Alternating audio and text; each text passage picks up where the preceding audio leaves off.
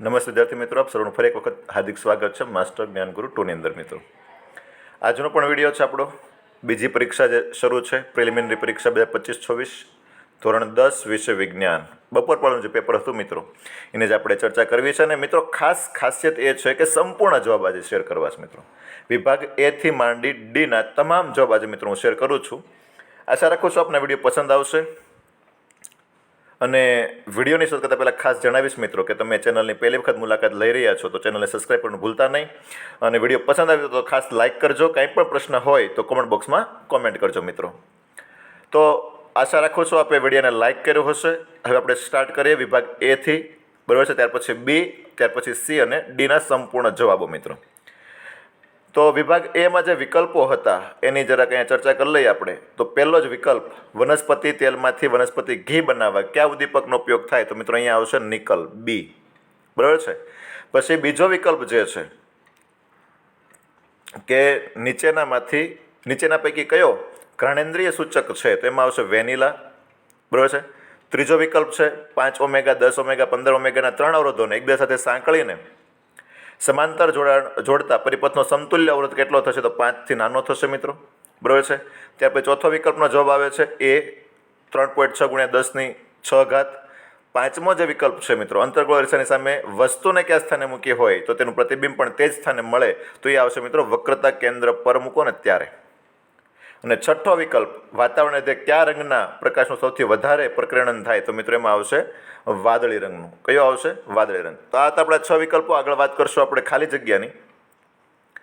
આશા રાખું તમને ખાલી જગ્યા પણ પસંદ આવશે. આપણે વિડીયોને લાઇક પણ કર્યો છે. કાંઈ પણ પ્રશ્ન હોય તો મિત્રો કોમેન્ટ બોક્સમાં કોમેન્ટ કરતા રહેજો, એટલે મને ખબર પડે કે તમે ક્યાં અટવાઓ છો, તમે શું કહેવા માગો છો મિત્રો. અહીંયા પહેલી જે ખાલી જગ્યા છે કે પૃથ્વીનો પોપડો ખનિજ સ્વરૂપે માત્ર ખાલી જગ્યા ટકા કાર્બન ધરાવે, તો 0.02% આવશે. પછી આઠમો જે વિકલ્પ છે, આ ખાલી જગ્યા છે 2 ઓમેગા, 3 ઓમેગા અને 6 ઓમેગાના અવરોધોને સમાંતરમાં જોડતા સમતુલ્ય અવરોધ ખાલી જગ્યા થાય, તો મિત્રો 1 થશે. કેટલો થશે? 1. આગળ વાત કરું તો કે ઉત્સર્ગ એકમનો અંતિમ છેડો ખાલી જગ્યામાં ખુલે તો સંગ્રહણ નલિકાની અંદર ખુલશે. પછી આનુવંશિકતાના અભ્યાસ માટેના વ્યવસ્થિત પ્રયોગો સૌપ્રથમ ખાલી જગ્યા વૈજ્ઞાનિકે કર્યા હતા, તો મેન્ડલે કર્યા છે, બરાબર છે. આ ટાઈપની ખાલી જગ્યા મિત્રો. આગળ વાત કરશું આપણે ખરા ખોટા. 2 ખાલી જગ્યા છે, ત્યાર પછી ખરા ખોટા લઈશું. 11મી ખાલી જગ્યા, લેન્સનું સૂત્ર કયું છે? તો મિત્રો પહેલું જે હતું ખાલી જગ્યામાં એ લેન્સનું સૂત્ર હતું. ત્યાર પછી ખાલી જગ્યા હતું પ્રવાહી સ્વરૂપે, તો મર્ક્યુરી છે મિત્રો પ્રવાહી સ્વરૂપે આપણને જોવા મળે છે. હવે મિત્રો અહીંયા ધ્યાન રાખશું, ખરા ખોટામાં એક વાક્યનો પ્રશ્ન મૂકી દીધો હતો, બરાબર. ટાઈપિંગ મિસ્ટેક કે જે કંઈ ઇસ્યુ હોય તે હતો, પણ અહીંયા આપણે છતાં સોલ્વ કરી લઈએ. 13મું જે ખરું ખોટું હતું, ગેલિયમ ધાતુ ઘણું નીચું ગલનબિંદુ ધરાવતું વિધાન ખરું આવશે. પછી મનુષ્યમાં કાનની બુટ્ટી વિશેની 2 અભિવ્યક્તિ, જોડાયેલી બુટ્ટ અને મુક્ત બુટ્ટ પૈકી કઈ પ્રભાવી અને કઈ પ્રચ્છન્ન? તો મિત્રો જોડાયેલી છે અને પ્રચ્છન્ન આવશે, અને મુક્ત છે પ્રભાવી આવશે, બરાબર. ત્યાર પછી 15મું કે લાલ રંગના પ્રકાશની તરંગ લંબાઈ ભૂરા રંગના પ્રકાશની તરંગ લંબાઈ કરતાં આશરે 1.8 ગણી હોય, તો એ પણ વિધાન ખરું આવશે, બરાબર છે. ખરું આવશે, ધ્યાન રાખશું. 16મું વિધાન ખોટું છે મિત્રો. અને ત્યાર પછી 17થી એક વાક્યના જે પ્રશ્નો સ્ટાર્ટ થાય છે એની વાત કરી દઈએ આપણે. 17મો જે પ્રશ્ન હતો આપણો કે વનસ્પતિમાં ઉત્પન્ન થતી વૃદ્ધિ અવરોધક અંતઃસ્ત્રાવનું નામ કયું છે? તો એબ્સિસિક એસિડ આવશે મિત્રો. 1 મિનિટ. હા, શું આવશે? એબ્સિસિક એસિડ. પછી જો લક્ષણ એ અલિંગી પ્રજનનવાળી વસ્તીમાં 10% સભ્યોમાં જોવા મળે છે અને લક્ષણ બી તેની વસ્તીમાં 60% સભ્યોમાં જો મળી આવે છે, તો કયું લક્ષણ પહેલાં ઉત્પન્ન થયું છે? લક્ષણ બી છે પહેલાં ઉત્પન્ન થયું છે મિત્રો. કયું આવશે? લક્ષણ બી. પછી છે 19મો પ્રશ્ન, મેઘધનુષ્યની રચનામાં પ્રકાશની કઈ કઈ ઘટનાઓ ભાગ ભજવે? તો મિત્રો એમાં આવશે વક્રીભવન, વિભાજન અને આંતરિક પરાવર્તન. ખાસ ધ્યાન રાખશો, વક્રીભવન, વિભાજન અને આંતરિક પરાવર્તન. ત્યાર પછી ઝૂલનો તાપીય નિયમ સૂત્ર સ્વરૂપે આપણે દર્શાવવાનો હતો, તો એમાં મિત્રો આવે H = I², I નો વર્ગ અને RT, બરાબર છે. ત્યાર પછી હવે જોડકાની વાત કરી દઈએ મિત્રો. તો જોડકાની અંદર અહીંયા મારે પહેલામાં પરાવર્તિત ક્રિયાની અંદર થોડીક લખવા મિસ્ટેક છે, પણ આઈ હોપ કે તમે સમજી શકશો. પરાવર્તિત ક્રિયા છે કરોડરજ્જુમાં આવશે બી, અને અનૈચ્છિક ક્રિયામાં એ લંબમજ્જા આવશે, બરાબર. એટલે ચોકડી ત્યાં પડશે, સી આવતું નથી. અવખંડન છે એ સ્પાયરોગાયરામાં થાય, અને પુનર્જનન છે એ પ્લેનેરિયામાં થાય છે, તો અહીંયા બી વિકલ્પ આવતો નથી. આશા રાખું છું આપને વિભાગ એ પસંદ આવ્યો છે, આપણે લાઇક પણ કર્યો છે વિડીયો, અને હજી એકવાર જણાવું મિત્રો કે વિડીયો લાઇક કરવાનું બાકી હોય તો લાઇક કરી દો, કાંઈ પણ પ્રશ્ન તો કમેન્ટ કરો, અને ચેનલને સબસ્ક્રાઈબ કરવાનું બાકી હોય તો સબસ્ક્રાઈબ કરો. વિભાગ બીથી માત્ર જવાબ શેર કરી સમજાવવાની કોશિશ નહીં કરું જેથી કે તમે લખી શકો મિત્રો. વિભાગ બીનો પ્રશ્ન તો વિઘટન પ્રક્રિયા એટલે શું, ઉદાહરણ આપો. તો તમે ડિસ્પ્લે પર જોઈ શકો છો કે વિઘટન કોને કહેશો, અને એનું સૂત્ર પણ આપણે રાસાયણિક સૂત્ર આપણને ઉદાહરણ સહિત સમજાવ્યું છે, તમે લખી શકો છો. બરાબર, 2 માં 3 આપ્યા, કોઈ પણ એક લખવાનું છે મિત્રો, કોઈ પણ એક વિઘટન માટે. ત્યાર પછીનો હતો કેલ્સિનેશન અને ભુંજનનો તફાવત, તો એ પણ તમે ડિસ્પ્લે પર જોઈ શકો છો, અને વિડીયોને પોઝ પર રાખીને તમે લખી પણ શકો છો મિત્રો. બરાબર, અહીં સમજાવવાની કોશિશ નથી કરતો, માત્ર આન્સર શેર કરું છું એટલે તમારે કોઈ નવનીત કે ચોપડી વિખવી ન પડે. ત્યાં પછી સોલેનોઇડ એટલે શું સમજાવો પ્રશ્ન હતો, તો સોલેનોઇડની વિશે તમે વ્યાખ્યા પણ જોઈ શકો છો, આકૃતિ પણ જોઈ શકો છો, અને સોલેનોઇડની થોડીક માહિતી જે નીચે આપણને આપી છે એ પણ તમે જોઈ શકો છો મિત્રો. પછી પાનફુટ્ટીમાં પર્ણ દ્વારા વાનસ્પતિક પ્રજનન આકૃતિ દોરી સમજાવો, તો એ પણ એટલું જ લખવાનું હતું માત્ર. ડિસ્પ્લે પર તમે જોઈ શકો છો, માત્ર આ ફકરો એક લખવાનો છે. બરાબર છે, અને ત્યાર પછી આ જે બાજુની આકૃતિ છે એ પણ આપણે ડ્રો આઉટ કરવાની છે. ત્યાર પછીનો સપુષ્પી વનસ્પતિમાં, એ પણ જવાબ તમે ડિસ્પ્લે પર વાંચી શકો છો. પછી આકૃતિમાં શ્વેત પ્રકાશનું પાત્ર અને બંને જવાબ નીચે આપ્યા છે. બરાબર છે, ઉત્તર 1 અને ઉત્તર 2 કરીને બસ એટલું જ લખવાનું છે, બાકી ઉપરનો તો પ્રશ્ન છે. 9મો પ્રશ્ન વિદ્યુત પરિપથવાળો જે પ્રશ્ન હતો એ પણ તમે જોઈ શકો છો ડિસ્પ્લે પર સંપૂર્ણ.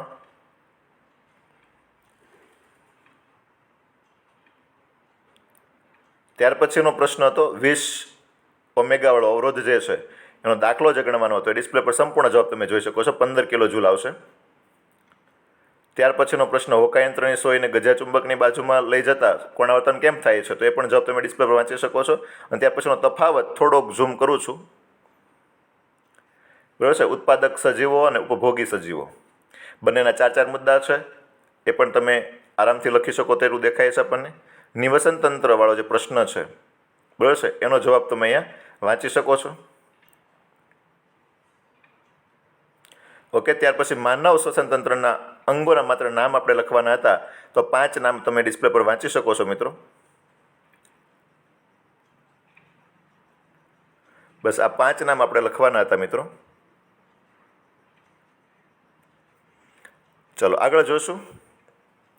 ઇલેક્ટ્રોમેગ્નેટ એટલે શું, આવો પ્રશ્ન હતો, તો ઇલેક્ટ્રોમેગ્નેટની 2 વ્યાખ્યાઓ તમે ડિસ્પ્લે પર વાંચી શકો છો. બરાબર છે, અને એના ઉપયોગો છે નેક્સ્ટ ડિસ્પ્લેમાં તમે જોઈ શકો છો. ત્યાર પછી વિભાગ C ના પ્રશ્નો તમે પહેલાં મિત્રો જોઈ શકો છો, લખવાય તો લખી શકો છો. ત્યાર પછી આપણે એક પ્રશ્નના જવાબની વિગતવાર ચર્ચા કરવાની છે આગળ. બરાબર, તો પહેલો જે પ્રશ્ન હતો વિઘટનવાળો મિત્રો, એ વિઘટનમાં 3ના સમીકરણો જે માંગ્યા હતા, ઉષ્મીય વિઘટન, પ્રકાશીય વિઘટન અને વિદ્યુત વિઘટન, એ ઉદાહરણ સહિત આપણને સમીકરણો આપ્યા છે મિત્રો. ત્યાર પછી કોપરના શુદ્ધિકરણ માટેનો જે પ્રશ્ન હતો, એ આકૃતિ પણ તમે જોઈ શકો છો, મસ્ત છે, અને નીચે થોડુંક લખાણ છે એ પણ તમે લખી શકો છો મિત્રો. ત્યાર પછી અધાતુ તત્વોના સામાન્ય ગુણધર્મો, સિમ્પલ સાદો પ્રશ્ન, રોકડા માર્ક્સ અપાવી શકે તો 5 ગુણધર્મો. રણકાર, ગલનબિંદુ, ટીપાપણું ઉષ્મા વિદ્યુતના અવાહક છે. પરાવર્તિત ક્રિયાનો અર્થ ઉદાહરણ સહિત આપણે આપવાના હતા, તો ઉદાહરણો કોઈ પણ 2 લખવાના હતા. મેં તમને 7-8 આપ્યા છે, કોઈ પણ 2 તમારે એ લખવાના રહેશે મિત્રો. ત્યાર પછી ગર્ભ ધારણ અટકાવવા માટેની 3 પદ્ધતિનું ટૂંકું વર્ણન. 3 પદ્ધતિ તમે વાંચી શકો છો, યાંત્રિક પદ્ધતિ, રાસાયણિક અવરોધ યાંત્રિક અવરોધ, રાસાયણિક અવરોધ અને શસ્ત્રક્રિયા. ત્યાર પછી છે સમજાવો માસિક ચક્ર, તો એ પણ તમે ડિસ્પ્લે પર વાંચી શકો છો.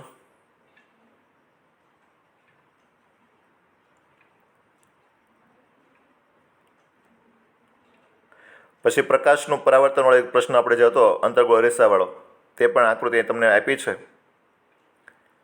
આકૃતિ દોર્યા પછી આપણે મિત્રો એનું જે પ્રતિબિંબનું સ્થાન અને પ્રકાર છે પણ લખી શકીએ છીએ. ત્યાર પછી જે પ્રશ્ન હતો વિદ્યાર્થીવાળો, બરાબર, ઓકે. એમાં 3 પ્રશ્નો હતા. પહેલામાં બહિર્ગોળ લેન્સ આવે છે, પછી મુખ્ય કેન્દ્ર પર આવે છે, એટલે F1 પણ લખી શકો, ટૂંકમાં F2 પણ લખી શકો, અને આ ઘટનાની કિરણાકૃતિ પણ તમે નીચે જોઈ શકો છો મિત્રો. ઓકે, ત્યાર પછી અવરોધોનું સમાંતર જોડાણ સમજાવી તેને સમતુલ્ય અવરોધનું સૂત્ર તારવવાનું હતું. તો પહેલાં લખાણ જોઈ લો. લખાણ જોવાઈ જાય પછી નીચે આકૃતિ આપણને થોડીક આપી છે, એ પણ જોઈ લઈએ. અને આકૃતિ જોવાઈ જાય પછી થોડુંક લખાણ છે, અને એમાં સૂત્રની સાબિતી ધીમે ધીમે આગળ વધતી જાય છે.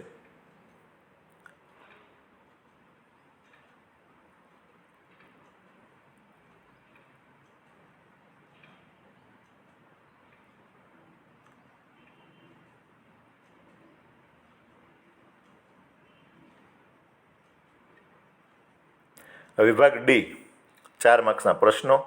આ બધામાં મોસ્ટ ઓફ આ વખતે બબે પ્રશ્નો ભેગા પૂછ્યા 2 માર્ક્સના, બરાબર છે. તો 54 સુધીના પ્રશ્નો તમે જોઈ શકો છો, અને ત્યાર પછી એના જવાબની આપણે ચર્ચા કરશું આગળ. તો પહેલો ધોવાના સોડાની બનાવટવાળો જે પ્રશ્ન હતો, બરાબર છે, અને એમાં પાચન તંત્ર પણ હતું. પાચન તંત્રમાં પીએચનું મહત્વ તો બંને તમે ડિસ્પ્લે પર નિહાળી શકો છો.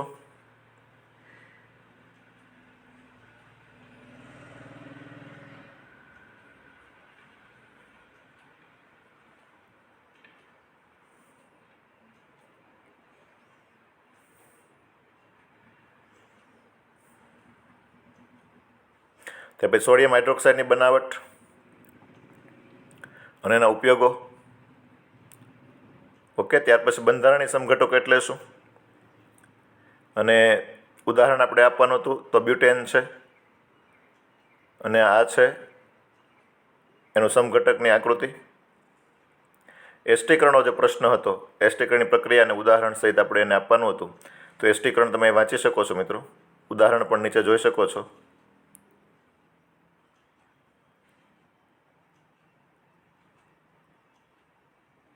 લસિકાની ટૂંક નોંધ.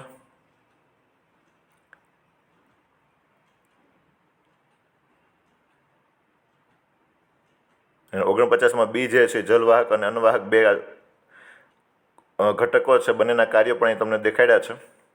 પછી પ્રશ્ન એક એવો હતો પણ જવાબ મને ન મળ્યો એટલે મેં રીતના મૂક્યો છે, કારણ કે એમાં પ્રશ્ન એવો હતો મનુષ્યમાં મૂત્ર નિર્માણના 2 તબક્કાઓ, બરાબર છે. તો એની આખી પદ્ધતિ જે કાંઈ હોય છે મેં તમને દર્શાવી છે.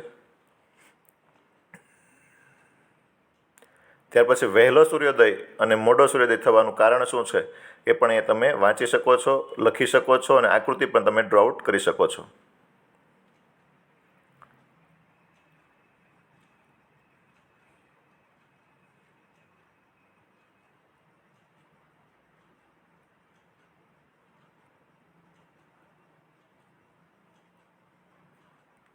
હવે ટિન્ડલ અસરનો જે પ્રશ્ન છે એ પણ તમે મિત્રો ડિસ્પ્લે પર વાંચી શકો છો, લખી પણ શકો છો, અને આશા રાખું છું આપણે વિડીયોને લાઇક કર્યો હશે.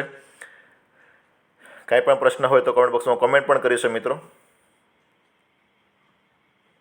ત્યાર પછી ઘરેલું વિદ્યુત પરિપથનો જે પ્રશ્ન છે કે ઓવરલોડિંગ થાય તો નિવારણ માટે કઈ કઈ સાધન રાખવી જોઈએ, અને એક મુદ્દાઓ તમે અહીંયા ડિસ્પ્લે પર આગળ વધતા જોઈ શકો છો. લખવા માટે વિડીયોને પાઉસ મોડ પર રાખી શકો છો મિત્રો. લાઇક કરવાનું ભૂલતા નહીં. તમારે 1 લાઇક અમને ઘણો બધો કોન્ફિડન્સ અપાવે છે મિત્રો, એટલે અપેક્ષા રાખીશ કે તમે ફરજિયાત વિડીયોને લાઇક કરશો.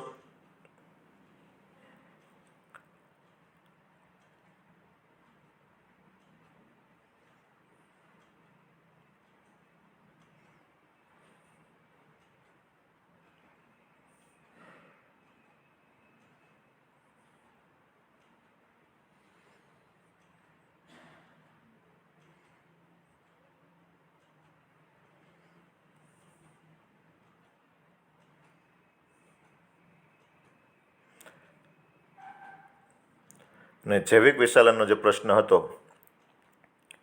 બરાબર છે, એ પણ તમે અહીંયા જોઈ શકો છો.